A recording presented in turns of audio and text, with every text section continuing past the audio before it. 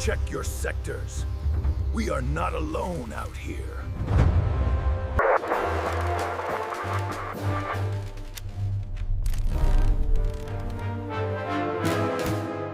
Before we enter the deadliest jungle in South America, drop a comment telling me where you're watching from and if you've ever been to Venezuela. Hit that like button if survival horror in the jungle terrifies you. Subscribe for more real military encounters that the government wants buried. Now, let's descend into Canaima. I am Sergeant Major Michael Chen, serving in the 7th Special Forces of the United States Army Special Forces. The story I am about to tell you violates all operational security protocols and classified instructions, and will most likely end my military career. However, in February 2020, 8 men died in the jungles of Venezuela, and their families deserve to know the truth about what killed them. The official story, helicopter crash during a training exercise in Colombia, is a lie. The real story involves an ancient tribe of cannibals that has been hunting in the jungles near Angel Falls for over 400 years. A tribe the Venezuelan government denies exists.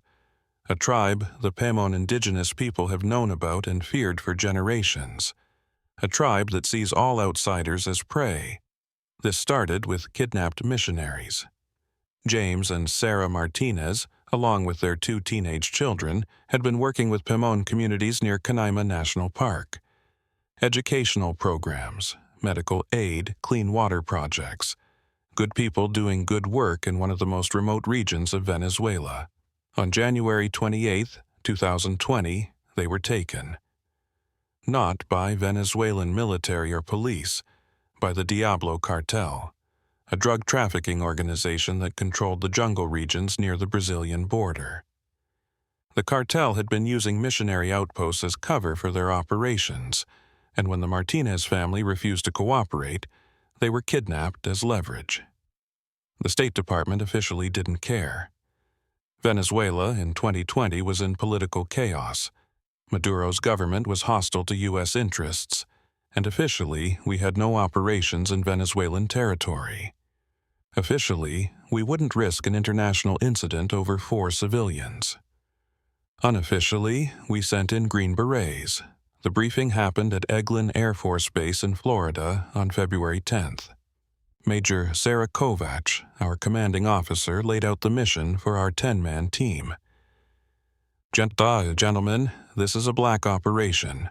Officially, it doesn't exist. Unofficially, we're going to get 4 American citizens out of a narco-terrorist camp in the Venezuelan jungle and bring them home. She pulled up satellite imagery of Canaima National Park. Dense jungle, winding rivers, and in the distance, the iconic site of Angel Falls, the world's highest uninterrupted waterfall, dropping over 3,000 feet from the top of a Tepuy Table Mountain. The Martinez family is being held here. Kovacs indicated a clearing about 30 kilometers from Angel Falls. Intelligence puts the cartel force at maybe 20 to 30 combatants, lightly armed, but they know the terrain. What about Venezuelan military? Asked Captain James Rodriguez, our team leader and the most experienced operator among us. 12 years in Special Forces, 3 combat deployments, he was the man you wanted leading you into hell. Venezuelan government has bigger problems than one cartel camp in the middle of nowhere, Kovacs said. Political collapse, economic crisis, protests in Caracas. They're not patrolling deep jungle regions. You'll be alone out there. What about locals? I asked. Indigenous groups, villages, potential allies? Kovacs pulled up more imagery. The Pemón people inhabit this region. They're generally peaceful, but they avoid certain areas of the deep jungle. According to anthropological reports, they have legends about forbidden zones, places where people disappear. Superstition, Sergeant First Class Marcus Hayes muttered. Hayes was our demolitions expert and the team skeptic. Every jungle has ghost stories. Maybe, Kovacs said. but the Pemón have been in this jungle for thousands of years. If they're avoiding certain areas, there might be a practical reason. She distributed mission folders. Your team, Captain Rodriguez leads. Staff Sergeant Chen, your second-in-command and primary navigator. Sergeant First Class Hayes handles demo. Master Sergeant Kyle Jackson is your medic. Sergeant Diego Martinez, no relation to the hostages, is your communications specialist. Sergeants Thompson, Anderson, Williams, Foster, and Rivera round out the squad. 10 operators, full tactical load, 7 days to execute. Insertion method, Rodriguez asked. Halo jump into the jungle 20 clicks north of the target. You hike in, assess the cartel camp, execute rescue, extract to the Brazilian border where a helicopter will be waiting. Time on ground, 72 hours maximum. And if things go wrong, Jackson asked. Kovach's expression was grim.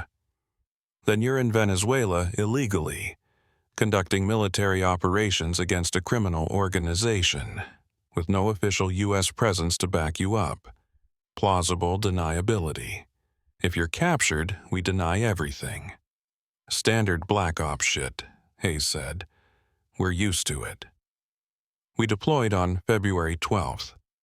The jump went perfectly. 10 Green Berets falling through the night sky over Venezuelan jungle, deploying chutes at the last possible moment, landing in a clearing that satellite imagery had identified as suitable drop zone. We touched down at 0200 hours, collected our gear, and began the 30-kilometer hike toward the target. The jungle at night was alive with sounds, insects, birds, animals moving through the undergrowth. Normally, I found jungle environments peaceful. This felt different, watchful. Like something was paying attention to our presence. At first light, we encountered our first Venezuelan. An old Pemón man, maybe 70 years old, emerged from the jungle ahead of us. He wasn't armed, wasn't threatening, just standing in our path like he'd been waiting. American soldiers, he said in heavily accented English. You go to Diablo Camp to save the missionaries. Rodriguez's hand moved to his sidearm. Who are you? Vicente. I guide missionary people sometimes. I hear they are taken. I know you come. His eyes moved across our team, counting us. 10 men. Not enough. Not enough for 20 cartel members, Rodriguez said. We're special forces. We're enough. Vicente shook his head slowly. Not the cartel. Los Comedores The Eaters. You go near their territory, they will know. The Eaters? I asked. Vicente's expression was haunted. Old ones. From before my grandfather's grandfather. Spanish men came to our lands 400 winters ago. Brought disease, brought death. Some of our people fled deep into the jungle, to places where even we don't go. They never came back. But sometimes we find signs, bones, picked clean, always near the forbidden places.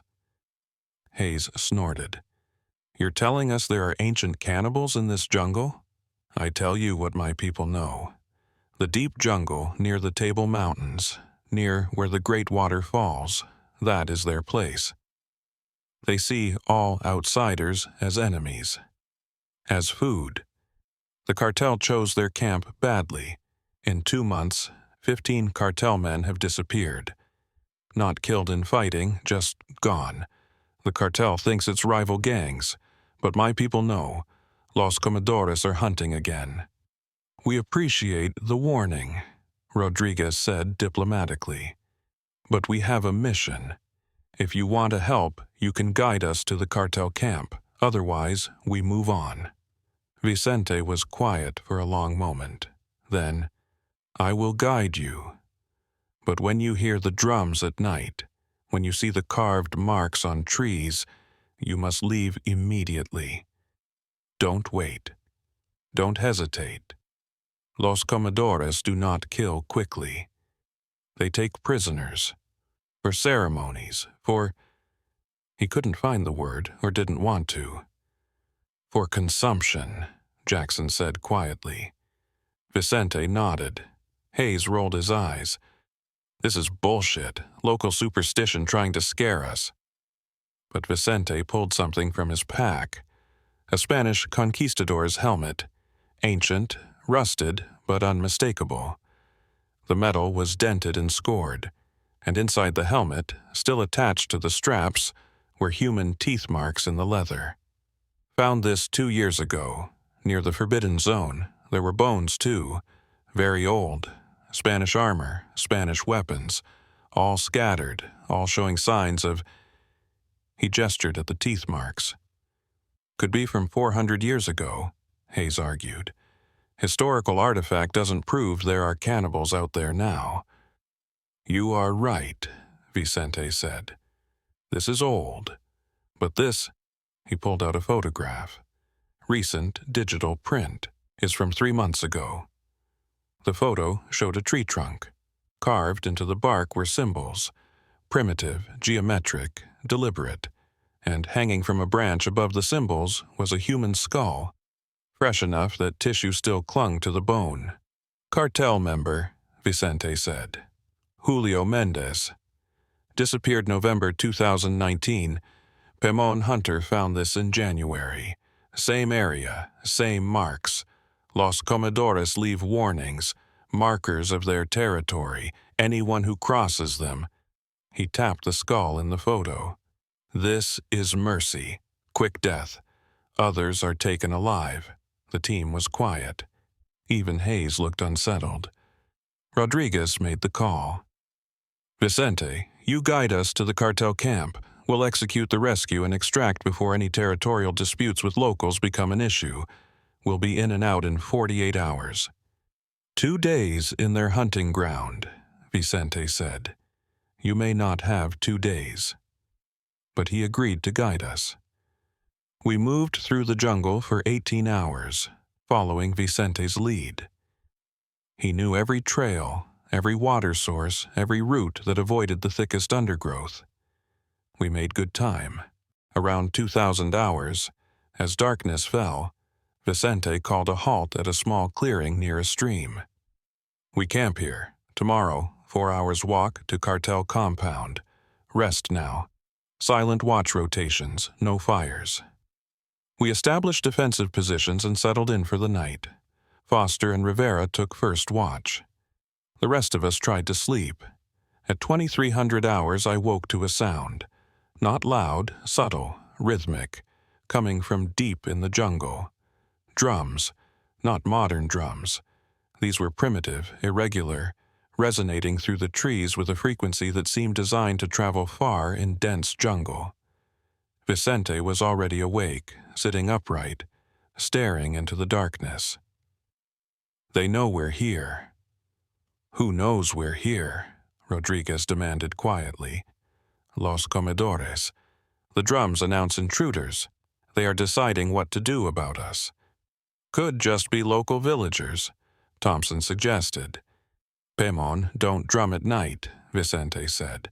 We know better. Only the Eaters drum in darkness. It's how they communicate, how they coordinate. The drumming continued for maybe 10 minutes, then stopped abruptly.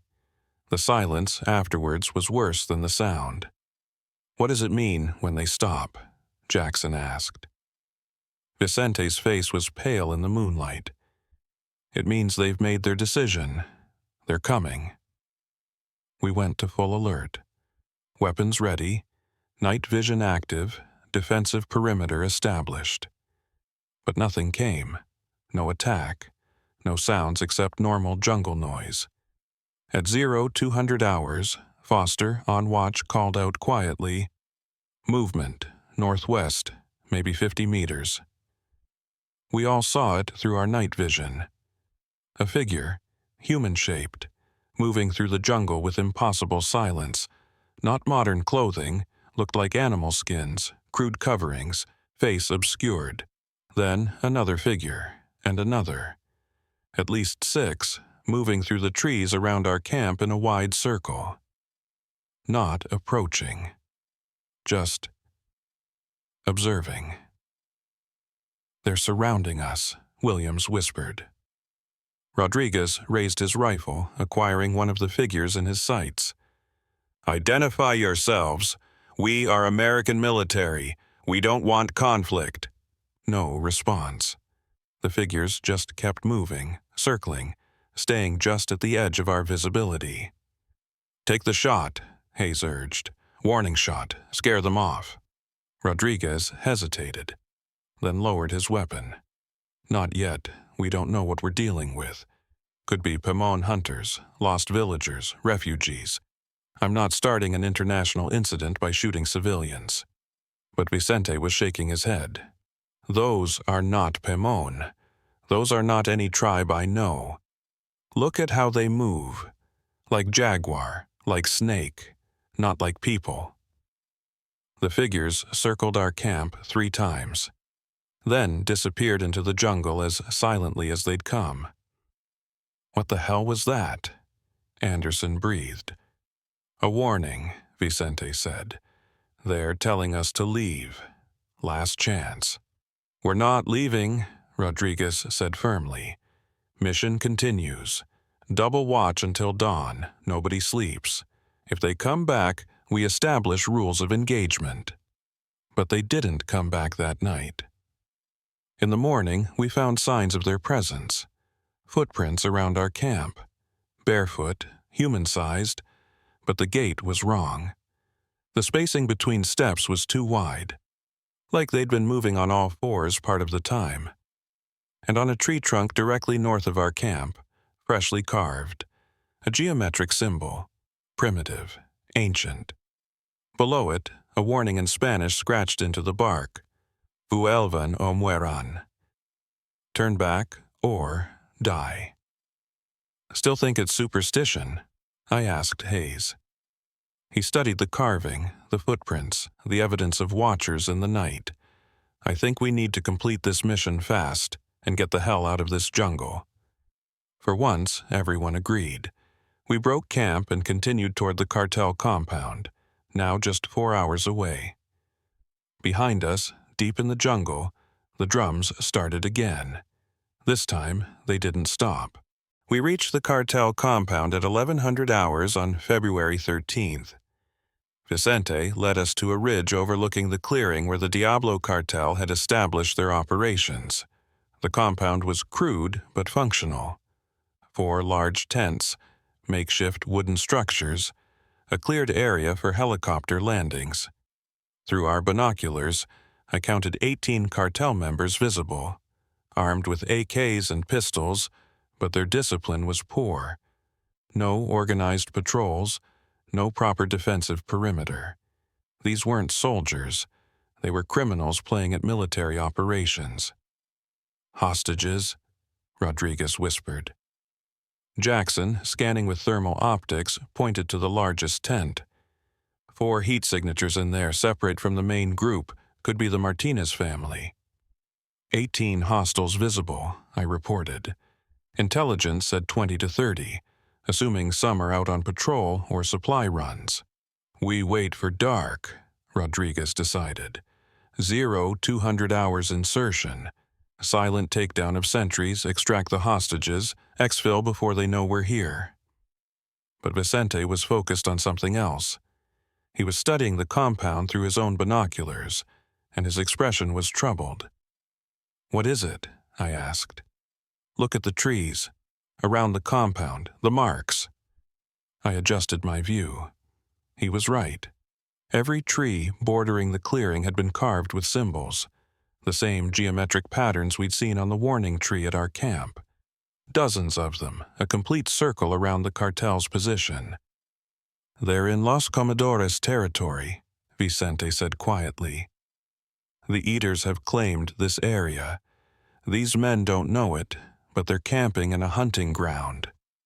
"Have the cartels been attacked?" Rodriguez asked. "Look closer. Count the men." I did, 18 visible, but the compound could easily house 30 or 40, and there were signs of more recent occupation, extra sleeping areas, abandoned gear, tents that looked empty but had clearly been used. They've been losing people, I realized. This camp should have more men. Vicente nodded. The Eaters take 1 or 2 at a time, never where others can see, never leave bodies, just missing. The cartel thinks it's desertion, or rival gangs, they don't know. Hayes was scanning the jungle beyond the compound with thermal imaging. Hold on, I've got movement.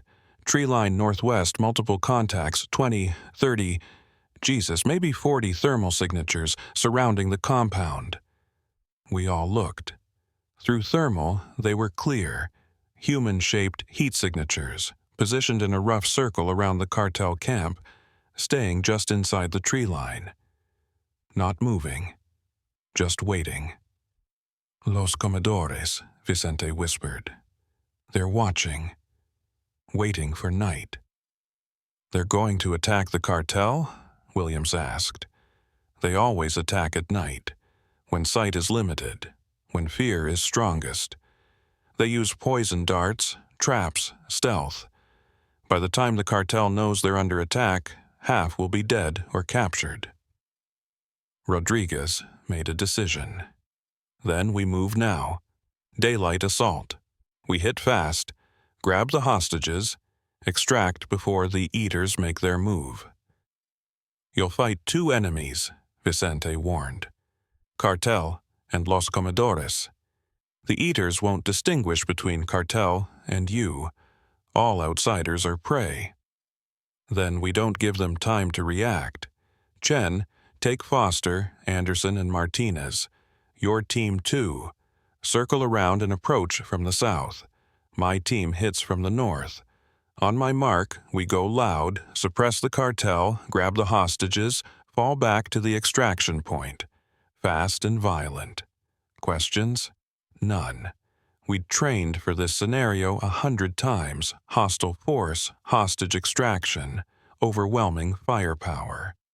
The only variable was the potential for a third party, Los Comedores, to complicate things. We split into teams and moved into position. As we descended toward the compound, I noticed something disturbing. The jungle around the cartel camp was too quiet. No birds, no insects, no animal sounds at all, like everything with survival instincts had fled the area. My team reached the southern approach. Through the trees, I could see cartel members moving around the compound. 1 was cooking. 2 were cleaning weapons. Most seemed relaxed, unaware they were about to be hit by U.S. Special Forces, and unaware they were surrounded by something worse. Rodriguez's voice came through my earpiece. Team 1 in position. Stand by for go code. We waited. My heart was pounding. Not from fear of the cartel, we'd handled worse, but those thermal signatures in the tree line, 40 of them, waiting, watching. Execute, execute, execute, Rodriguez commanded. We burst from the jungle, weapons raised. Federal agents, on the ground, hands where we can see them. The cartel members froze for a half-second, that critical moment when the brain processes an impossible situation. Then chaos erupted. Some tried to reach for weapons. Bad choice. Our training kicked in. Controlled bursts. Precision fire. In 15 seconds, 8 cartel members were down, not dead, but incapacitated with leg and shoulder shots. We weren't there to kill, we were there to extract. But 3 cartel members ran for the jungle, different directions. Escaping. Let them go, Rodriguez ordered. Secure the compound. Martinez, find the hostages. Martinez and Foster breached the large tent. I heard shouting in English, American accents, then, hostages secure. 4 civilians, unharmed. Extract them to the rally point, Rodriguez commanded. That's when the drums started again. Closer this time, much closer. And with them came screaming from the jungle, the 3 cartel members who'd fled. High-pitched shrieks of terror and pain, then abruptly cut short. Those signatures are moving, Hayes called out, watching his thermal display. Los Comedores are advancing. ETA to compound. 30 seconds. Everyone fall back, Rodriguez yelled. Secure the hostages and move. We grabbed James and Sarah Martinez and their 2 children, terrified but alive, and started moving toward our extraction route. Behind us, more screaming.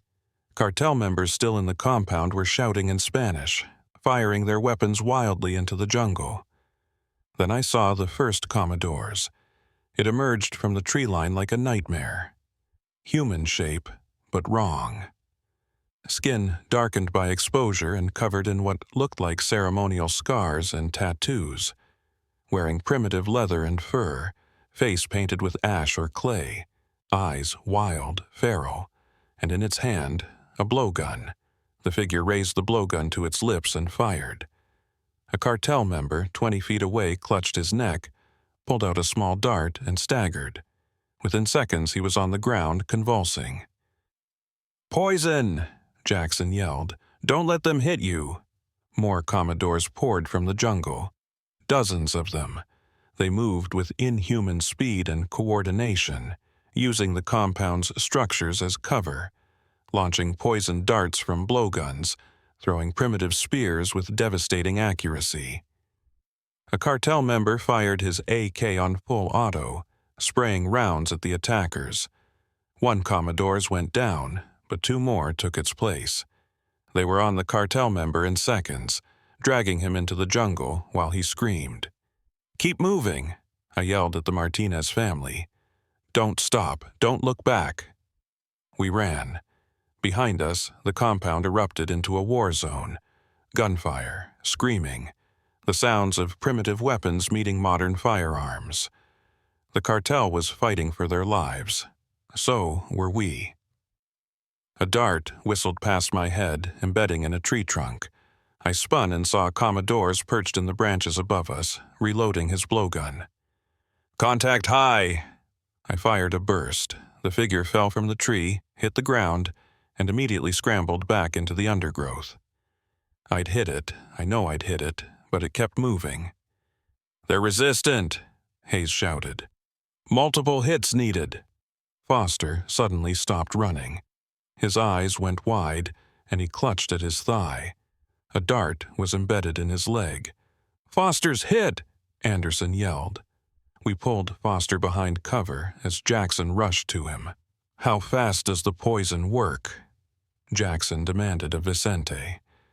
"Minutes, maybe less. Causes paralysis. Then," Vicente gestured helplessly. Foster's legs gave out. He tried to speak but couldn't form words. His eyes showed pure terror as his body stopped responding to his commands. "We can't carry him and the hostages," Williams said desperately. Rodriguez's face was anguished. "Jackson, stabilize him. We come back for him after we get the civilly." A spear erupted from Rodriguez's shoulder, thrown from somewhere in the jungle behind us. The captain went down hard, gasping in pain. "Rodriguez!" Jackson was on him immediately, assessing the wound. 3 Commodores emerged from the trees, moving fast. Hayes lit them up with his rifle, but they scattered, using the jungle as cover with expert precision. "They're flanking us!" Anderson yelled. Sarah Martinez was crying, holding her children. "Please, don't let them take us." I made the call. "Martinez, comms specialist. Get the civvies to the extraction point. Now. Williams, Anderson, go with him. The rest of us hold here, buy them time." The 3 Green Berets grabbed the Martinez family and ran. I took a position behind a fallen log covering their retreat. Hayes was on my left, Jackson was working on Rodriguez's wound, and Foster was on the ground, paralyzed but still conscious, his eyes tracking the movement around us with mute horror. The Commodores were regrouping. I could see them through the trees, at least 15, maybe 20, moving in coordinated patterns, communicating with clicks and whistles that sounded like animal calls. "These aren't random savages," Hayes said, firing controlled bursts. "They're organized, tactical, They hunt like a wolf pack. One of them stepped into a small clearing, fully visible. It raised its arms and began chanting in a language I didn't recognize. The others joined in, creating a harmonic sound that resonated through the jungle. "What are they doing?" Jackson asked. Vicente's voice was small, terrified. "Ceremony. Before the taking. They're thanking the jungle for providing food." "Food," Hayes said. "They think we're... oh, fuck. They think we're food." The chanting stopped. The Commodores charged. They came from 3 directions simultaneously, using the jungle to mask their numbers. Blowguns fired in rapid succession. Spears flew through the air, and behind the ranged weapons came the hand-to-hand fighters, Commodores armed with stone axes and bone knives, moving with speed that shouldn't be possible for human beings. We opened fire. Our training and superior firepower should have cut through them like paper, but they kept coming. We'd drop one and 2 more would take its place, and the ones we hit didn't stay down. They'd crawl away into the jungle, wounded but not dead. "Fall back," I yelled. "We can't hold here." Jackson grabbed Rodriguez under the arms. Hayes grabbed Foster's body. We ran. Behind us, the Commodores didn't pursue immediately. I risked a glance back and saw why. They were dragging Foster's paralyzed body into the jungle. He was still alive, still conscious, unable to move or scream as they carried him away. "Foster!" Hayes turned to go back. I grabbed him. "He's gone! We can't save him!" "He's alive. We don't leave men behind. If we go back, we all die. Move!" We ran through the jungle, Rodriguez groaning in pain, Jackson supporting him. The drums started again, but different this time. Faster, more aggressive, the hunting rhythm. "They're not following us," Jackson panted. "Why aren't they following?" Vicente's answer was grim. "Because they know where we're going. They know this jungle better than we know our own homes. They'll be waiting." We reached the rally point, a clearing where we were supposed to meet with Martinez's team and the rescued hostages. They were there. All alive, thank God. But Martinez's face was pale. "Sir, we have a problem. Williams is gone." "What do you mean, gone?" "He was covering our 6. Told us to keep moving. When we got here, he didn't show up. I went back to look for him. Found blood, drag marks, no body. Williams taken. 2 Green Berets captured in 15 minutes, and we'd only just started running." "How far to the Brazilian border?" Rodriguez gasped, clutching his wounded shoulder. 30 kilometers, I said. 2 days on foot, maybe less if we push hard." "We push hard," Rodriguez decided. "No stops, no camps. We run until we hit the border." "Captain, you're wounded," Jackson protested. "You need medical attention." "I'll get it in Brazil. Right now, we run. Because if those things catch up to us..." He looked at the jungle around us. "Foster and Williams are still alive. You know what that means. They took them alive for a reason." We all knew. The ceremony, the ritual, the consumption. "Move out," Rodriguez ordered. "Double time. We're not stopping until we're out of this nightmare." We ran into the jungle, 8 Green Berets and 4 civilians, being hunted by a tribe of cannibals that had perfected their craft over 400 years. Behind us, somewhere in the darkness beneath the trees, Foster and Williams were screaming, and we couldn't help them. We ran through the Venezuelan jungle for 6 hours straight. 8 Green Berets, 4 civilians, and 1 Pemón guide, fleeing from something that had been perfecting the art of hunting humans for 4 centuries. Rodriguez was fading. The spear wound in his shoulder was bad, bone deep, bleeding through Jackson's field dressing. Every step seemed to drain more life from him, but he kept moving through sheer force of will. Sarah Martinez's daughter, Rebecca, was 14 years old and terrified. She kept asking the same question. Are we going to die? None of us had a good answer. At 1800 hours, darkness began to fall. The jungle at night is a different world. Sounds amplify. Shadows become threats. Every movement could be predator or prey. We need to stop, Jackson said quietly. Rodriguez needs rest. The civilians are exhausted. We can't maintain this pace. If we stop, they catch us, I said. Vicente, how far behind are they? The old Pemón guide had been silent for the last hour, just moving through the jungle with the ease of someone who'd spent his whole life in these trees. Now he stopped and tilted his head, listening. They're not behind us, he said finally. Then we lost them? Anderson said hopefully. No, they're ahead of us, and beside us, and watching from above. Vicente pointed up into the canopy. Los Comedores don't chase prey. They surround it, guide it, tire it, then they take it. As if to punctuate his words, we heard a sound from the trees above. A whistle. High-pitched, almost like a bird call. From somewhere to our left, another whistle answered. Then another from our right. They're communicating, Hayes said, his rifle scanning the canopy, coordinating positions.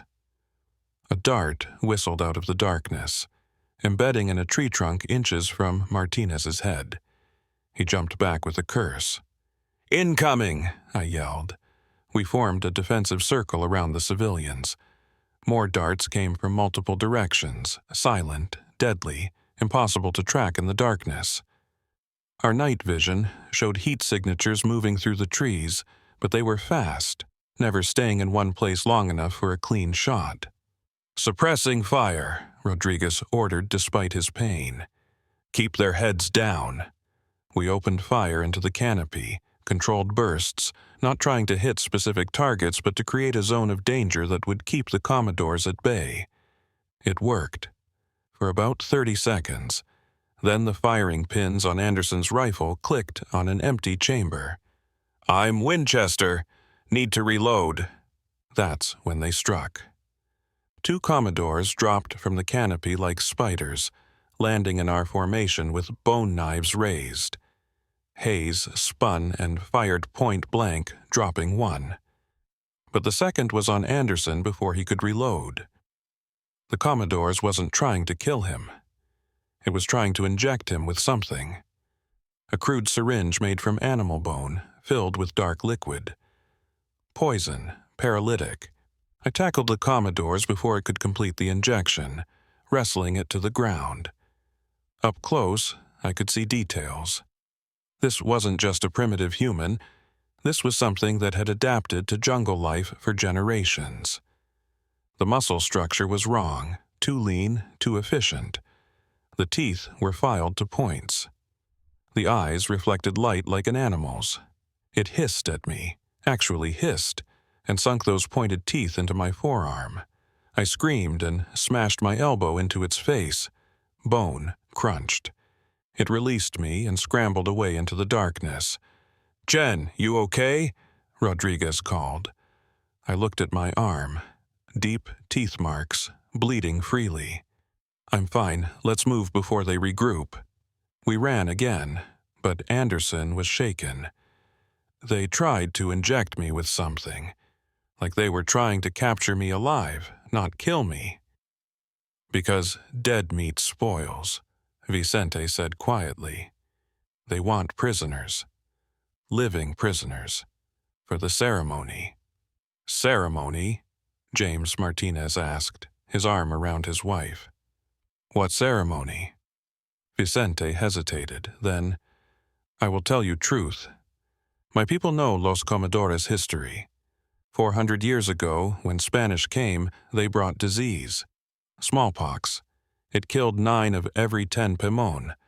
Some communities fled deep jungle to escape. Found a valley near the Table Mountains where the Great Water falls. Isolated, safe, but no game, no food. They starved. He paused, letting that sink in. After 2 winters, they made a choice. They ate their dead.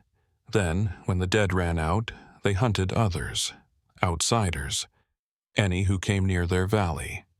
At first, it was survival, but over generations it became ritual, religion. They believe consuming human flesh transfers strength, knowledge, spirit. They don't just eat to survive anymore. They eat to become stronger, to absorb the power of their prey. Jesus Christ, Jackson whispered. The missionaries they took, Sarah Martinez said, horror in her voice. You're saying they're going to... Your friends are already gone, Vicente said gently. Foster and Williams, taken to the valley. By now. He shook his head. I'm sorry. Rebecca Martinez was crying. Her brother David, 16 years old, looked like he was in shock. We're not letting that happen to anyone else, Rodriguez said firmly. Keep moving. We reach the Rio Corral by dawn. Cross the river. We're halfway to Brazil. But the jungle had other ideas. At 2100 hours, we stumbled into a clearing. Not natural, this had been carved out deliberately. And in the center of the clearing was a structure. Primitive, horrifying. An altar made from stacked stones, and arranged around it were skulls. Dozens of them. Human skulls. Some old, sun-bleached, some recent, still showing tissue. And hanging from wooden posts were tattered uniforms. Venezuelan military uniforms. Cartel clothing. And, oh God, Martinez breathed. American gear, a U.S. flag patch. Dog tags hanging from a post. Jackson moved closer, reading the dog tags by flashlight. Captain David Morrison, 1st Special Forces. These are from Operation Bitter End, the team that disappeared in 2019. The team we came to find? Hayes said. Intelligence said they crashed in Colombia. They lied, Rodriguez said grimly. Or they didn't know. But this is where that team ended up, in a cannibal's altar in the Venezuelan jungle. Among the remains, I found something else. A journal, leather-bound, water-damaged, written in Spanish. I opened it carefully. The handwriting was shaky, desperate. It's from 1620, I translated aloud. Written by a Spanish conquistador named Francisco Vallejo. He was part of an expedition searching for El Dorado. Listen to this. We are 20 now. We were 80 when we entered this accursed jungle. Something hunts us. The natives call them Los Comedores The Eaters. They take men in the night. We find no bodies. Only bones, picked clean, arranged in patterns we don't understand. Miguel says they are devils. Father Carlos says they are demons sent to punish us for our sins. I think they are simply men who have forgotten how to be men. God forgive us. We are next. The last entry is dated September 3rd, 1620, I said. They are outside. I can hear them singing. This will be my final testament. May God have mercy on my soul, and may he curse this jungle forever. 400 years, Hayes said. They've been doing this for 400 years. Vicente nodded. And they're very good at it. That's when the drums started again, louder than before, coming from all directions. They're closing in, Vicente said. This clearing. We shouldn't be here. This is ceremonial ground. By stopping here, we've insulted them. They'll attack now, all of them. Then we don't give them the chance, Rodriguez said. He pulled out his radio.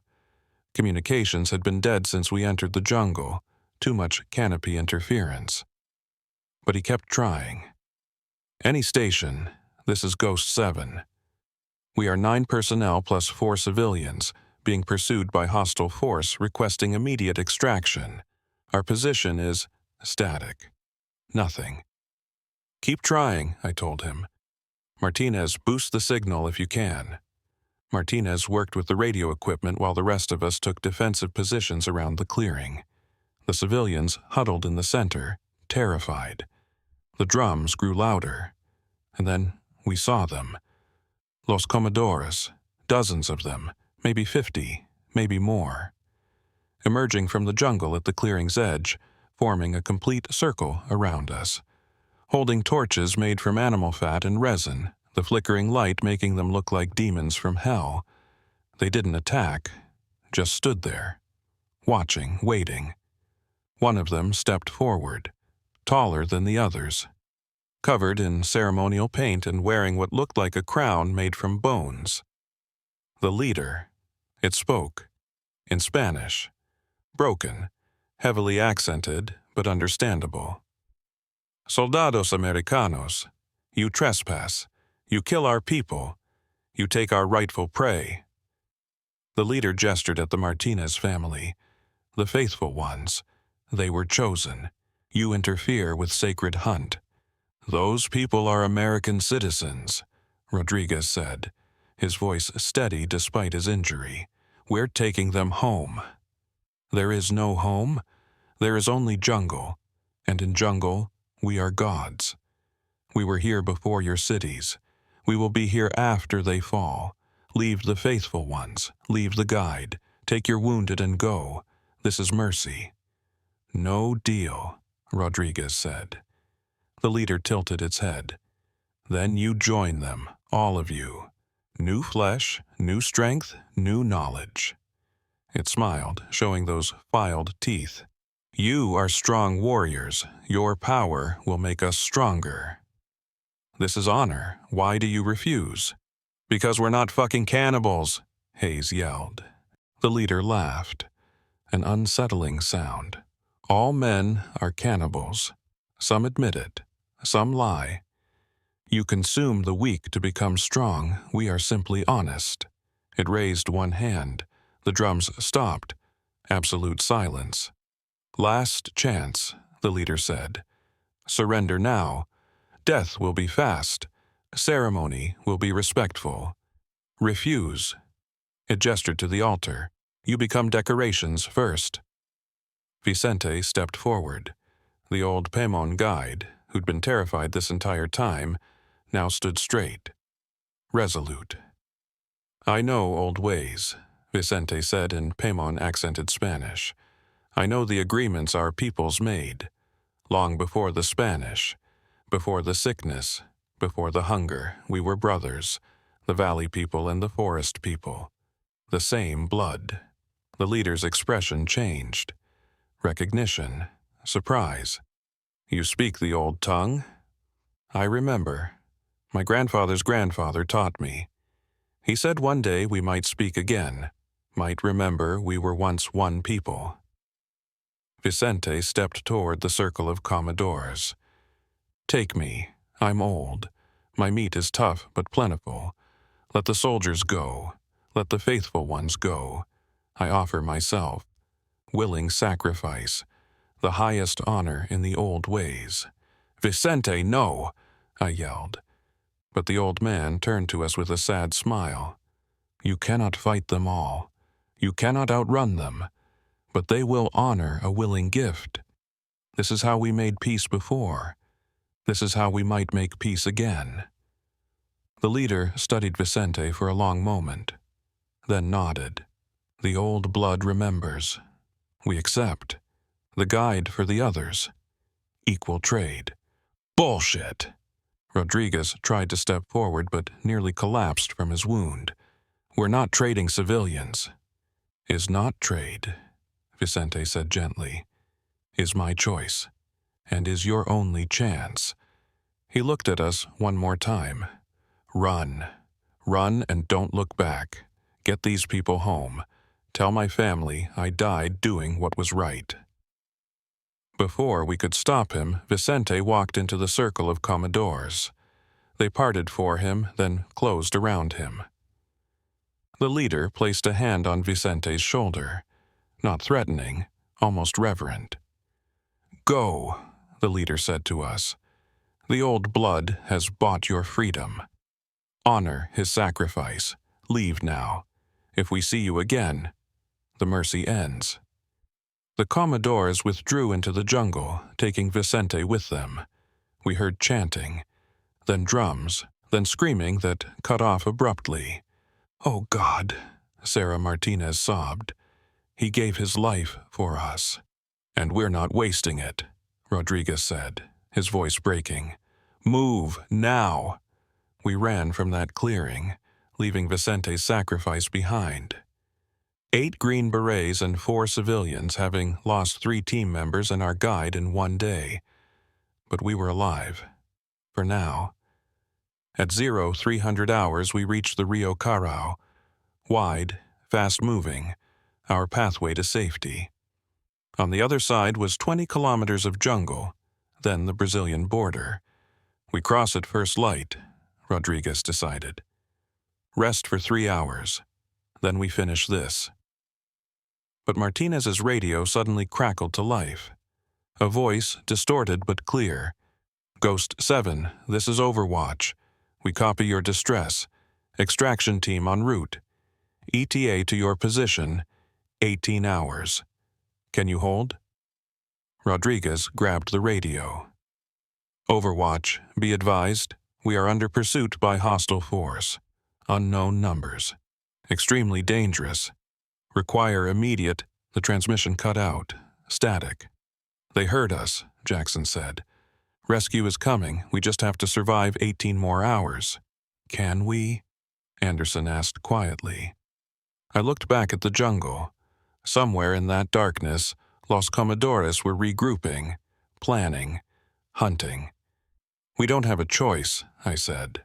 "We tried to rest at the Rio Carao, but nobody slept. Every sound from the jungle made us jump. Every shadow could be Los Comedores, waiting for their moment." Rodriguez's condition was deteriorating. His skin was pale, clammy. The spear wound had gotten infected. In jungle heat and humidity, that happens fast.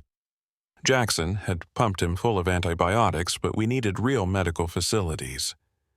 18 hours until extraction, Rodriguez muttered, checking his watch for the 10th time. "We can make it. We just have to hold." But at 0600 hours, as dawn light filtered through the canopy, we saw what we were really facing. On the opposite bank of the Rio Carao, Los Comedores were waiting. At least 30 of them, lined up along the tree line, watching us, not attacking, just waiting. "They know," Jackson said quietly. "They know we have to cross, and they're going to hit us when we're most vulnerable." "Can we go around?" Sarah Martinez asked desperately. "Find another crossing point?" I checked our maps. The next safe crossing is 40 kilometers north. We'd never make it in time. This is our only option. "Then we fight," Hayes said. He was checking his ammunition. "We lay down suppressing fire, cross in 2 groups, establish a beachhead on the far side." "With what?" Anderson held up his nearly empty magazines. "We're running low on ammo, been fighting all night. We've got maybe 2 full mags each." "Then we make them count," Rodriguez said. He tried to stand, but his legs gave out. Jackson caught him. "Captain, you can't fight," Jackson said.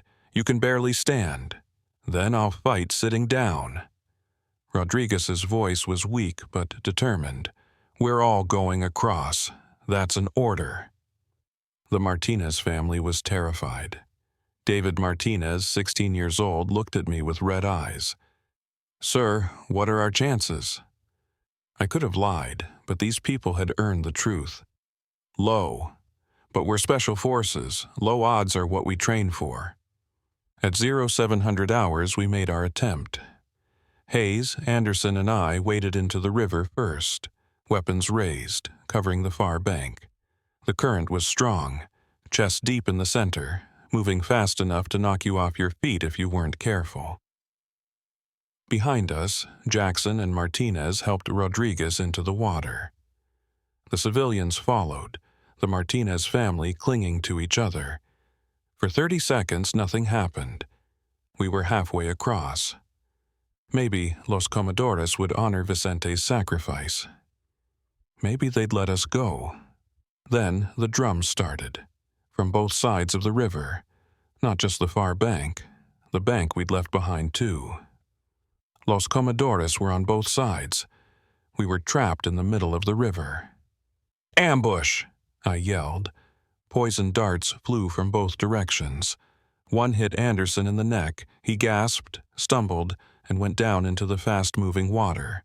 Hayes grabbed for him but missed. Anderson was swept downstream, paralyzed, drowning. "Anderson!" Hayes tried to go after him, but I pulled him back. "He's gone! Focus forward!" More darts. Sarah Martinez screamed as one hit her husband James in the back. He collapsed into the water, and she grabbed him, trying to keep his head above the surface. "Help him!" Rebecca Martinez was screaming. "Somebody help my dad!"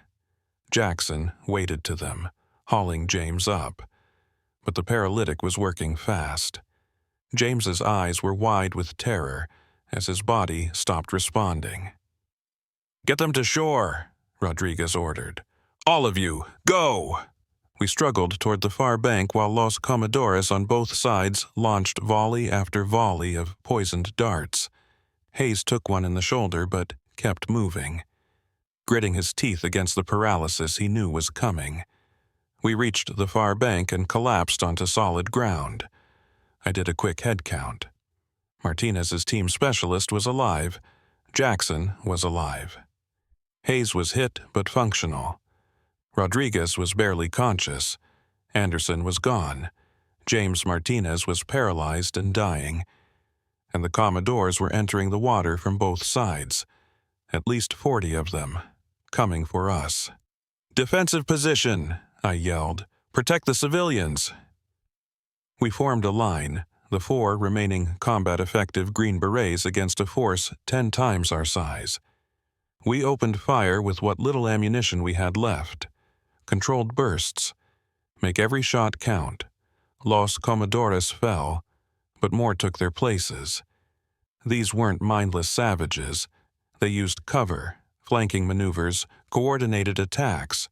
400 years of hunting had taught them how to fight smart. "I'm Winchester!" Hayes yelled. His rifle clicked empty. He transitioned to his sidearm, but I could see his shooting arm was shaking. The paralytic was spreading. Rodriguez tried to raise his weapon but couldn't lift it. "Chen, you have command. Get these people to extraction." "Sir, we're not leaving you." "That's an order, Staff Sergeant." Rodriguez's voice was failing. "You and Martinez get the civilians to the LZ. Jackson stays with me. We'll buy you time. Captain, go! That's a direct order. Save the family. Complete the mission." Hayes collapsed, fully paralyzed now. His eyes were still conscious, still aware, watching in horror as Los Comedores closed in. They grabbed Hayes and dragged him into the jungle. Like Foster. Like Williams. Alive but helpless. "No!" I tried to go after him, but Martinez grabbed me. "Chen, we have to move. They're getting the kids." I looked back. Los Comedores were reaching for Rebecca and David Martinez. Sarah was fighting them with her bare hands, Mother Bear defending her cubs. I made the hardest decision of my life. I left Rodriguez and Jackson to their fate and ran for the Martinez family. I tackled a Comedores that had grabbed Rebecca, putting my knife into its ribs. It hissed and released her. I grabbed the girl and her brother and yelled at Sarah, "Run! To the trees! Now!" We ran. Behind us, I heard Jackson's weapon firing.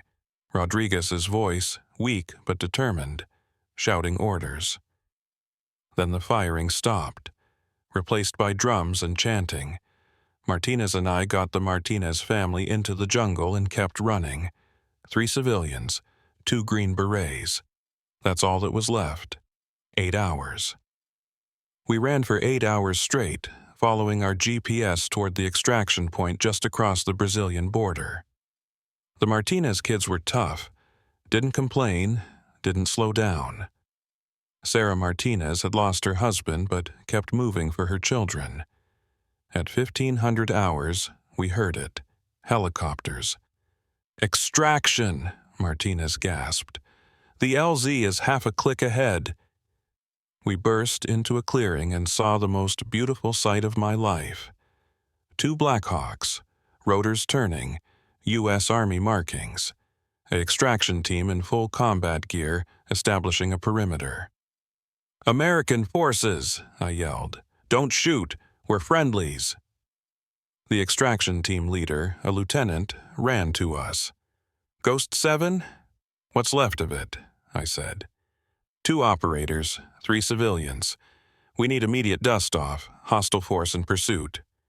"Where's your team?" "Dead. All dead except us. And the hostiles, they're not Cartel, they're—" The drums interrupted me, coming from the jungle behind us. Los Comedores had followed us to the extraction point. "Defensive perimeter," the lieutenant ordered. "Get the civilians on the bird, now!" Martinez and the extraction team hustled Sarah, Rebecca, and David Martinez onto the first Blackhawk. It lifted off immediately, getting them to safety. "Chen, you're on the second bird," the lieutenant yelled. "Not until we're all out," I yelled back. From the jungle emerged Los Comedores, not attacking yet, just standing at the tree line, watching. Their leader was in front, the bone-crowned chief who'd spoken to us at the clearing. "Soldados," the leader called out. "You run far, fight well, take sacred prey across the sacred line." It gestured at the Brazilian border marker visible 50 meters away. "This side is our world, that side is yours. You cross, we don't follow. But remember, jungle is everywhere. And we are everywhere in jungle. You come back." It smiled with those filed teeth. "We remember your taste." Then Los Comedores withdrew into the jungle, gone as quickly as they'd appeared. "What the fuck were those things?" the lieutenant breathed. "Classified," I said. "Get me on that bird. I'll brief you in the air." We lifted off at 1520 hours. As the Black Hawk climbed, I looked down at the Venezuelan jungle. Somewhere down there were the bodies of 6 Green Berets. Anderson, Foster, Williams, Hayes, Rodriguez, Jackson. Good men, the best. Gone. And somewhere down there, Los Comedores were holding their ceremony, the ritual, the consumption, adding our team's strength to their own. I threw up. The debriefing started as soon as we landed at Forward Operating Base in Brazil. I told them everything. The mission, the Martinez rescue, Los Comedores, the hunting, the deaths. They didn't believe me. "Staff Sergeant Chen, you're telling me a tribe of 400-year-old cannibals wiped out most of your team?" "Yes, sir. That's exactly what I'm telling you." "And you have no physical evidence? No photos, no recordings, no proof beyond your testimony?" "We were running for our lives, sir. Documentation wasn't a priority." The interrogation lasted 3 days. They questioned Martinez separately. His story matched mine. They questioned the Martinez family. Same story. Finally, a colonel from intelligence sat me down. "Staff Sergeant, here's what's going to happen. The official report will say Ghost 7 was ambushed by cartel forces during a reconnaissance mission in Colombia. Captain Rodriguez and his team died in combat with narco-terrorists. You and Sergeant Martinez fought your way out and rescued civilian hostages in the process. Heroes, medals, full honors, that's a lie, sir. That's the story that doesn't cause an international incident with Venezuela. That's the story that doesn't make the U.S. military look like idiots for losing a team to jungle cannibals. What about the truth?" "The truth is classified. Level above top secret. Because if word gets out that there are organized groups of human predators in South American jungles, Every adventurer and documentary crew in the world will go looking for them. More people will die, and some of them might succeed in documenting Los Comedores, which would cause panic. So we cover it up. We protect the public, the colonel corrected. The Pemón people have managed their relationship with Los Comedores for generations. We're not going to interfere with that balance. I was given an honorable discharge with full benefits, PTSD diagnosis, therapy, medals I didn't earn for missions I didn't complete. Martinez got the same. The Martinez family was relocated with new identities, witness protection. They can never speak publicly about what happened. And Los Comedores, they're still in that jungle, still hunting, still honoring their 400-year-old tradition. It's been 11 months since Operation Angel's Fury. I live in Colorado now, trying to build a normal life, trying to forget. But I can't forget. I think about Rodriguez, who gave his life so civilians could escape, about Jackson, who stayed behind to cover our retreat, about Hayes, Anderson, Foster, and Williams, who died fighting an enemy that shouldn't exist. And I think about Vicente, the Pemón guide who willingly sacrificed himself to honor ancient agreements and save strangers. They deserve to be remembered for what really happened, not for some fabricated story about cartel ambushes. So I'm writing this, breaking every NDA, every security protocol, every oath I took, because the truth matters more than my career.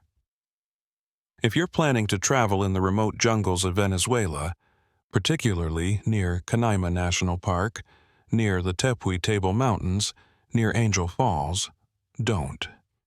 If you hear drums at night, leave immediately. If you see geometric symbols carved into trees, turn back. If locals warn you about forbidden zones, believe them. Los Comedores are real. They've been perfecting their hunting techniques for 400 years.